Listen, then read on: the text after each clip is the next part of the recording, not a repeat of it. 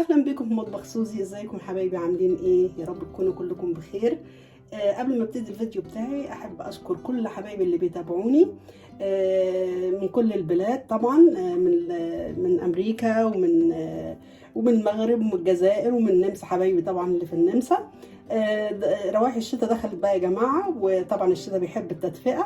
هنعمل مع بعض البسيسه. طبعا البسيسه دي حاجات يعني مهمه جدا في الشتاء، بتدفينا بصراحه. هنعملها بطريقه سهله خالص وبسيطه، والجمال ده كله من كوبايه وربع من دقيق البسيسه وكوبايه وربع من الدقيق العادي.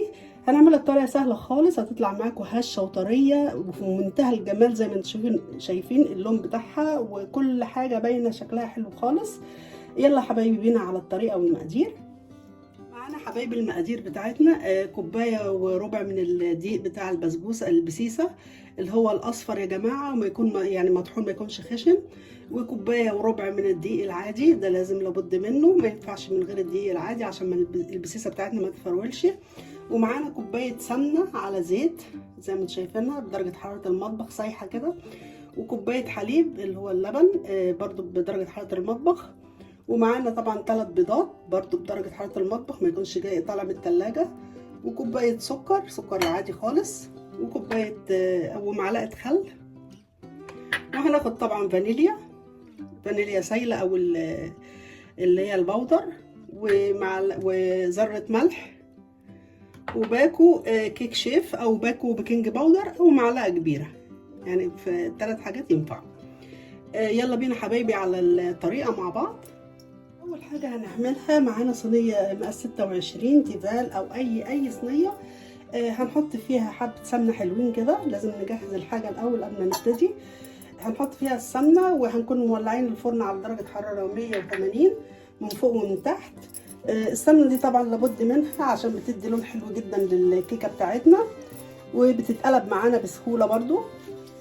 حتى لو الصينيه دي مش تيفال بتتقلب معانا بسهوله يا جماعه، وبتبقى جميله جدا، لونها حلو قوي قوي، وبتدي طعم اكيد طبعا للكيكه او البسيسه بتاعتنا.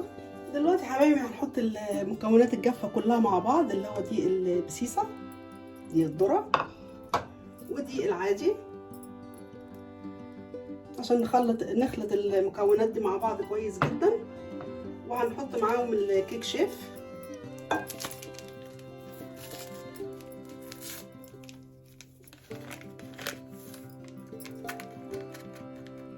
عشان نحضر المكونات بتاعتنا. وذره من الملح طبعا، مش كتير، ذره واحده بس كده اهو.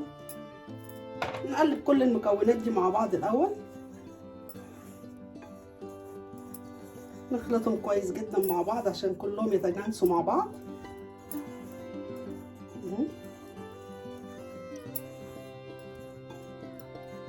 دلوقتي حبايبي هنحضر المقادير اللي هي السايله. هنبتدي اول حاجه هنعملها، هنحط الحليب،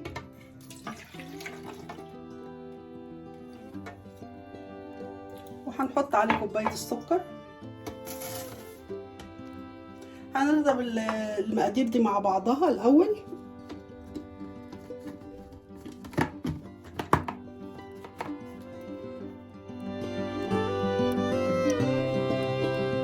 هنحط عليهم معلقه الخل،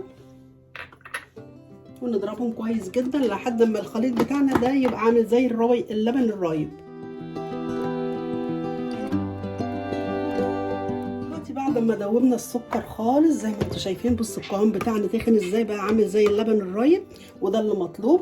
معلقه الخل يا جماعه بتساعد على هشاشه الكيكه او البسيسه. دلوقتي هنحط البيض بتاعنا،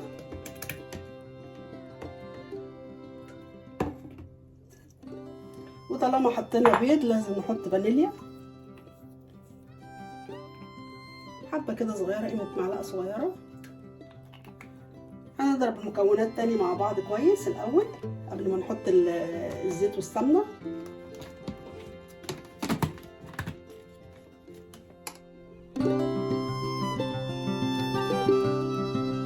كويس. هنحط نص كوبايه السمنه. معلش ما تغلطش الغلطه اللي انا غلطتها، ان انا عملت الزيت على السمنه. لا، السمنه الاول لازم تكون لوحدها، هي اللي هنحطها الاول، وبعدين الزيت هنحطها من الفتحه بتاعه الخلاط. نص كوبايه السمنه،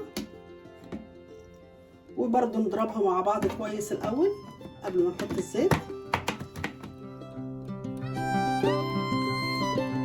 واحنا مدورين الخلاط هنحط من الفتحه من فوق، انا شلت اللي هي الفتحه اللي من فوق، نحط الزيت، بس انا مش هتكلم طبعا عشان صوت الخلاط.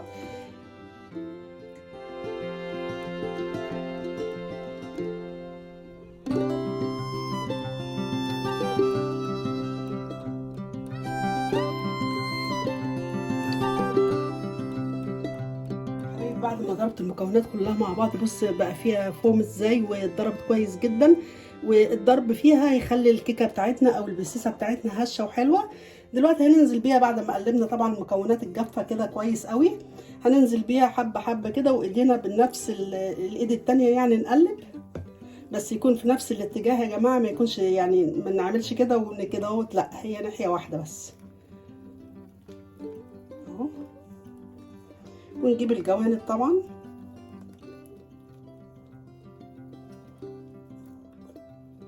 نقلب كده اهو اتجاه واحد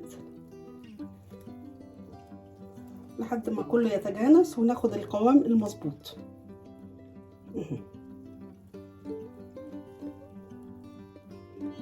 بس كده خلصنا كل المكونات اللي هي السايله، حطيناها. نقلب بقى براحتنا كده، نمسك البوله ونقلب كويس وفي اتجاه واحد، ونجيب من تحت لفوق كده، مش عايزين اي فيها كلاكيع ولا اي حاجه. بص القوام بتاعها جميل ازاي، ولونها وريحتها مش قادره اقول لكم، من قبل ما تستوي ريحتها جميله جدا.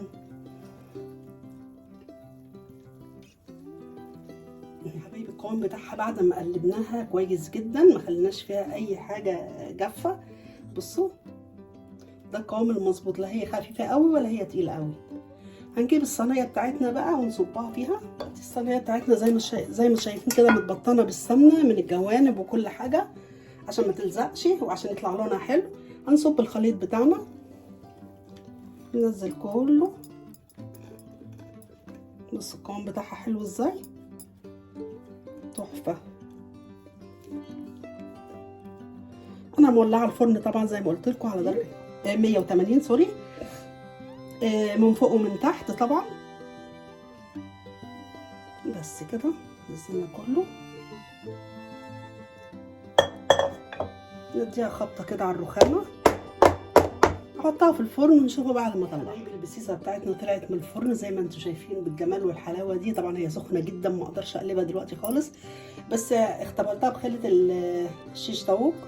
بص طالعه ناشفه ومفيش ولا اي عجين ولا اي حاجه، وقد ايه هي طريه وهشه وفظيعه. احنا هنصبر عليها لما تهدى خالص خالص لما نقلبها، وهنشوفها مع بعض بعد ما نقلب. ادي حبايبي شكل البسيسه بتاعتنا زي ما انتم شايفين الجمال والحلاوه دي. على فكره يا جماعه هي اخدت معايا في الفرن 20 دقيقه بس، مش بنزود عن كده.